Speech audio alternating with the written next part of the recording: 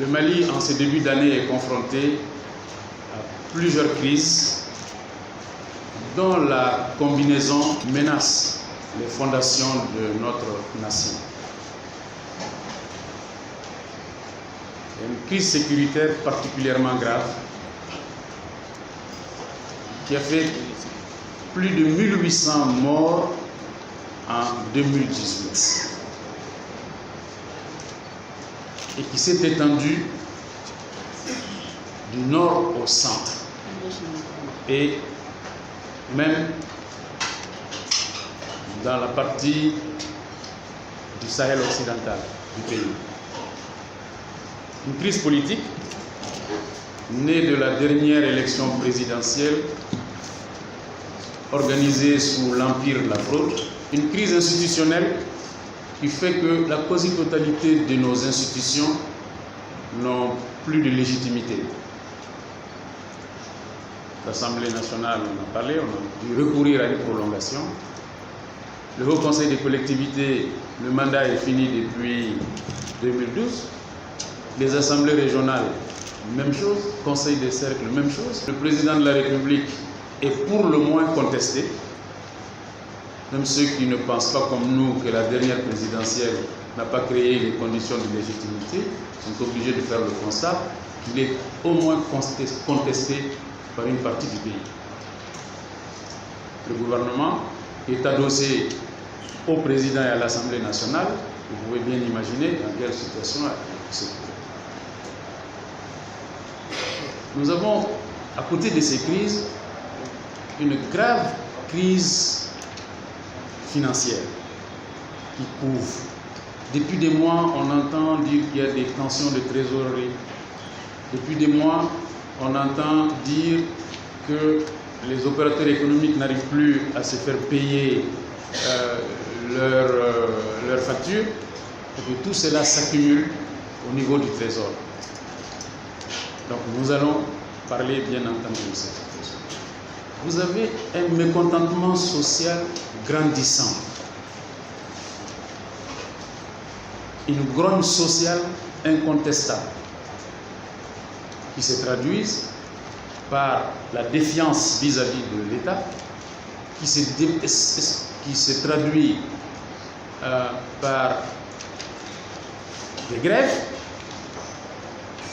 Même au moment où on parle, il y a un nombre important de grèves en cours.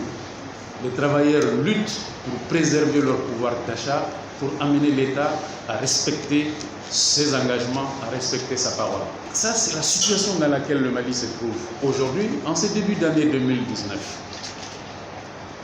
Nous avons choisi de vous parler de deux de ces crises.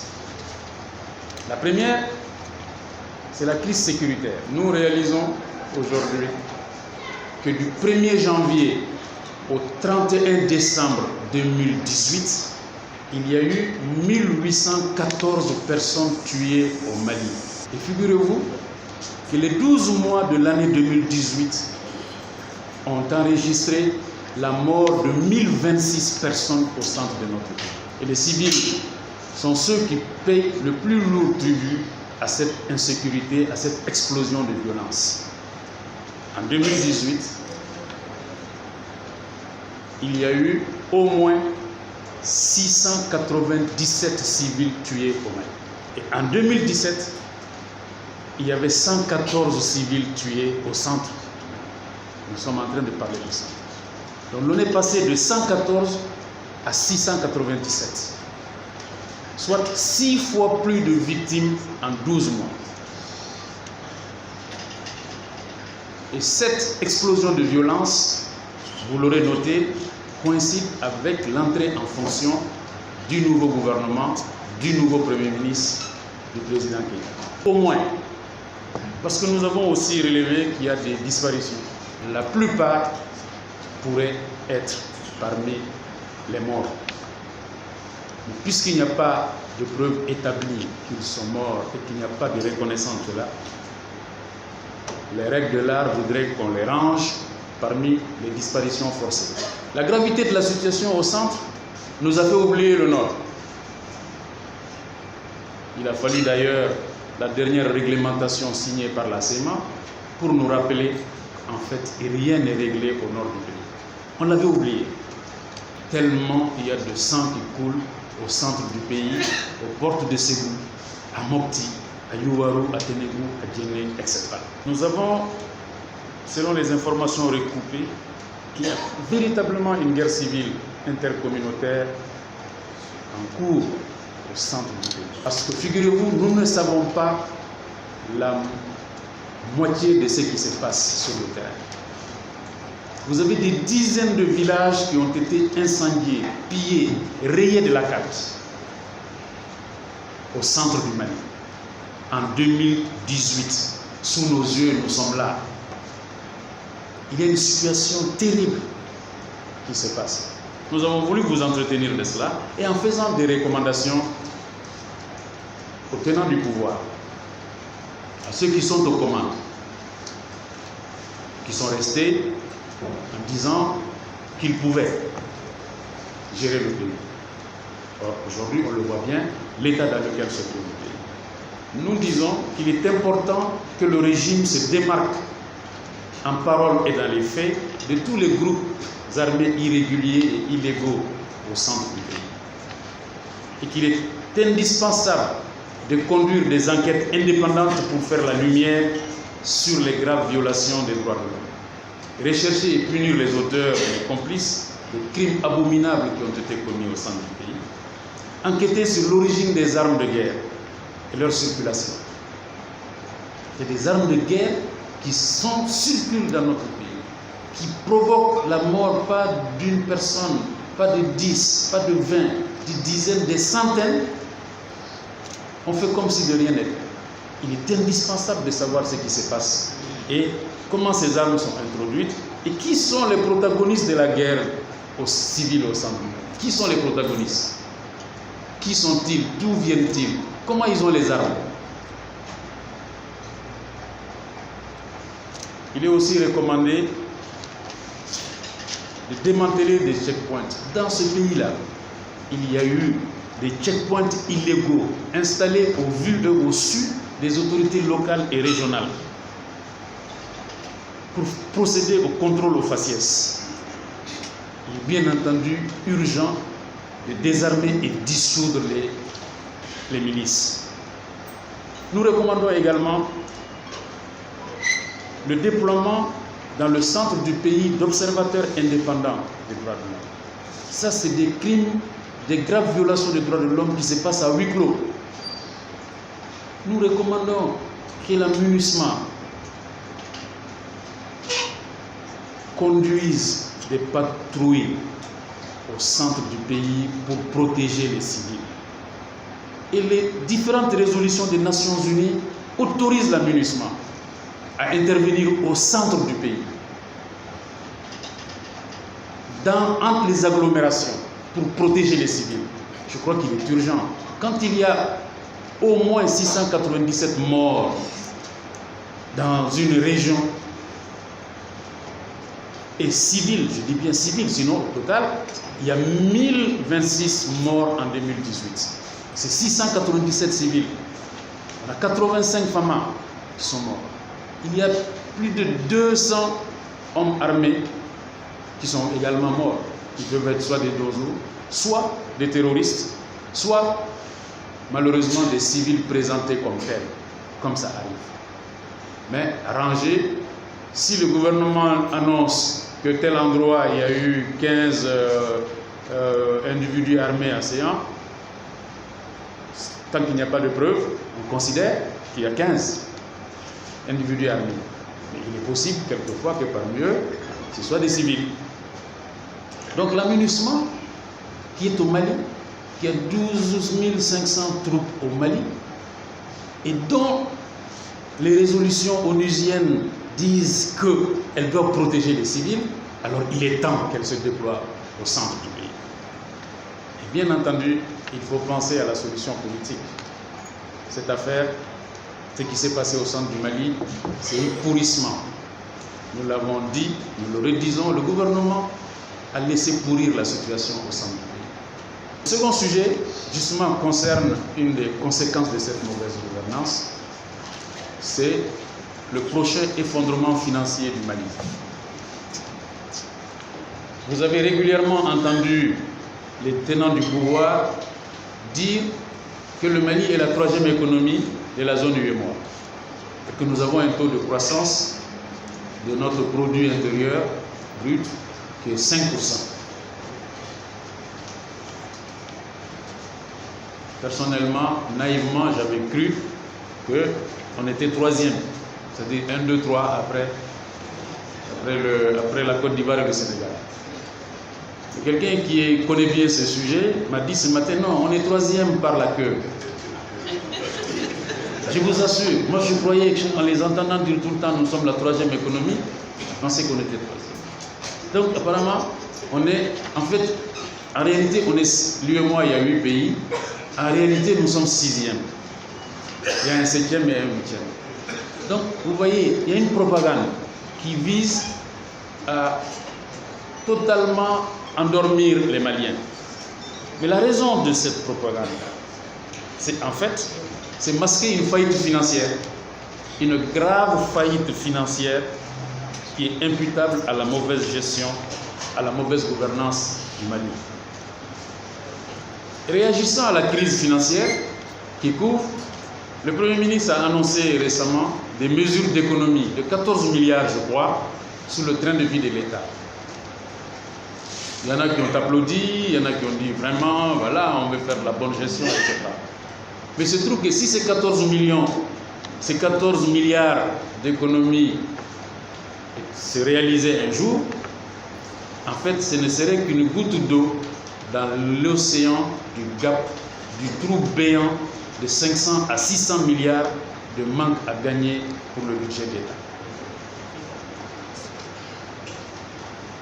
En 2018, malgré leur bonne volonté, les principaux services pourvoyeurs de recettes pour l'État n'ont pas été en mesure d'atteindre les objectifs assignés.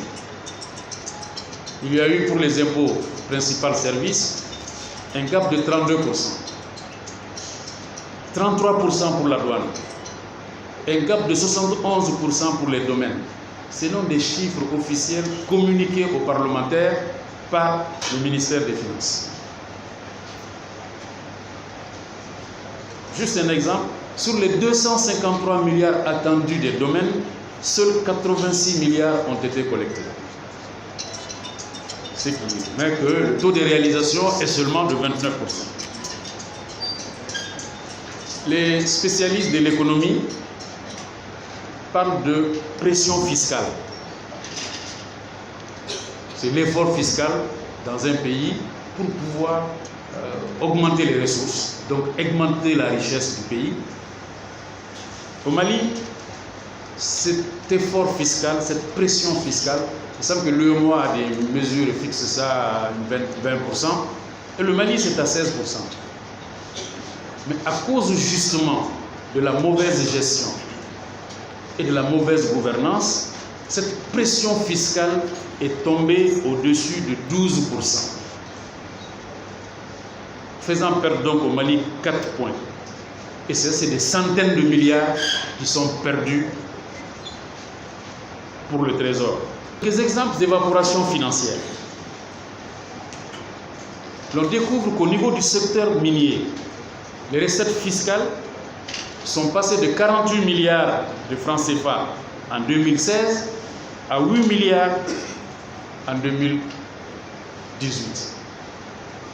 Donc, de 2016 à 2018, il y a 40 milliards de recettes fiscales dans le secteur minier, provenant du secteur minier, qui se sont évaporés. Or, la production d'or continue, elle augmente même. Normalement, le Mali devrait recevoir davantage de recettes, puisque la production de l'or augmente. Autre découverte, il semble que dans ce secteur, aucun dividende n'a été versé à l'État pendant la période. En termes de dividendes non versés, que le PMI Mali, c'est la société du pari mutuel urbain, n'a pas versé un sou à l'État en 2016 et 2017. En 2014 et 2015, ces sociétés avaient versé à l'État actionnaire. L'État est actionnaire au PMI Mali à 75%. En termes de dividendes, cette société avait payé à l'État 2 635 millions. Mais on arrive à 2016 et 2017, zéro. Peut-être que le PMI était fermé pendant ces 2 années. 2018, 460 millions, seulement 460 millions de francs ont été versés à l'État comme dividendes. En prenant seulement les chiffres des années où l'État recevait des dividendes, vous avez plus de 3,5 milliards qui sont ainsi subtilisés au détriment des Maliens. Dans ces conditions, l'on peut expliquer pourquoi, avec tant de difficultés financières, avec les recettes fiscales qui chutent à un niveau grave, parce que la chute de 16% à 12% ou au-dessus de 12%, c'est des centaines de milliards que l'État perd. Dans ces conditions, on peut comprendre que les autorités, on peut expliquer pourquoi les autorités sont incapables de payer la dette intérieure, qui elle s'élève à au moins 200 milliards, les impayés au niveau du Trésor, entraînant asphyxie du secteur financier qui est pris à la gorge, précarité et morosité sociale, fragilisation des banques, érosion de la confiance entre le secteur bancaire et l'État.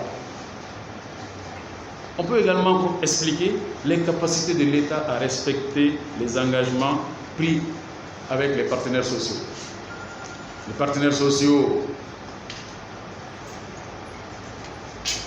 déposent un cahier de doléances, engagent des négociations, vont en grève, on négocie avec eux rapidement, très rapidement. On prend des engagements et puis après on se rend compte que l'État n'est pas en mesure de payer pour la simple raison qu'il n'y a pas d'argent. Il n'y a pas d'argent du fait de la mauvaise gouvernance, de la mauvaise gestion et quelquefois même du pillage des ressources. Vous avez vu, beaucoup de choses se sont passées en 2018. Il semble que 2018, comme chacun le sait, c'était une année électorale. Mais elle a été une année de prédation des ressources publiques de notre pays. Comme on en a rarement connu. Au bord de l'effondrement financier, l'État malien a été incapable à ce jour de payer sa quote-part pour assurer la couverture vaccinale des enfants du Mali. À ce jour, l'État du Mali est incapable de payer sa quote-part. Quand on vous dit que la situation est grave et sérieuse, voilà quelques-uns des aspects. Il semble que c'est un pays frère et ami comme le Niger qui s'apprête à faire don au Mali de vaccins contre le polio. Vous vous rendez compte où nous en sommes arrivés avec la gouvernance actuelle du pays. Si la crise financière actuelle est la plus grave de toutes les crises que le Mali connaît, alors nous devons nous préparer à des lendemains extrêmement difficiles. Mais comme je l'ai dit un moment en commençant, la mère de toutes ces crises, c'est la mauvaise gouvernance.